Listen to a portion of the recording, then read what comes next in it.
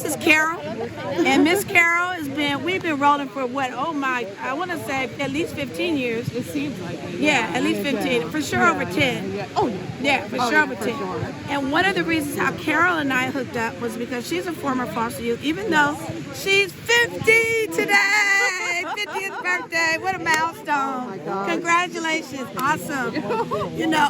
But she had went through where she didn't have her ID. She did not have her personal ID. And you were hitting, what, 30? Yeah, I was getting up there. I was actually 25. Yes. When I found out that I didn't have a birth certificate. It was never created. Wow. It was never created. Never created. Never had a birth certificate. Wow. I had been in multiple foster homes, had already graduated from high school, gone to college, had kids. Yes. Going for a driver's license and found out I didn't have a birth certificate. Wow. It was never created. Wow. And no one throughout the whole process ever checked for it. Not to mention, they kept losing my shot records.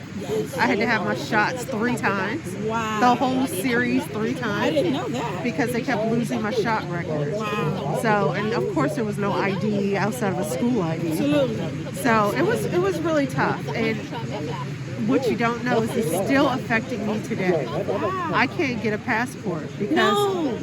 But wait, well, why though? this is what the passport office told me. This is very important. Because they had to create a delayed birth certificate for me, the date that it was made was so far after I was born that there's no proof that it belongs to me. Absolutely. Interesting. Now that is something. And see, people don't understand when they're foster parents, if they're not getting these vital records and staying in track of them, and keeping up with them as the child moves, that child might be facing a situation where they can't even get a passport, let alone a driver's license. Exactly. Wow, I didn't know that. So that's something we need to talk about, because I'm going to get you a passport. That's something Living Advantage is going to happen. Well, what's hard for Living Advantage is doable. That's one of our goals. That's one of our things, is to make sure you get the needs and wants that you deserve. Okay.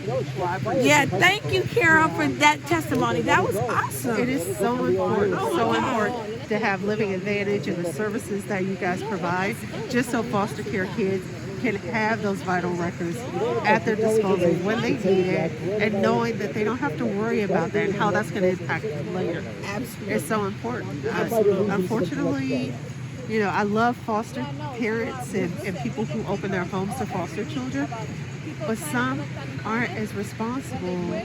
Absolutely. And when it comes to vital records, you have to stay on top of that. Yes. Shot records, birth certificates, social security cards, yes, all of that, because that child is going to be an adult and they're going to need that. Wow. So. All right. Well, thank you. Thank you for taking the time out on your 50th birthday. Congratulations. Thank you so much. All right. You're the best. Oh, you are. Thank you.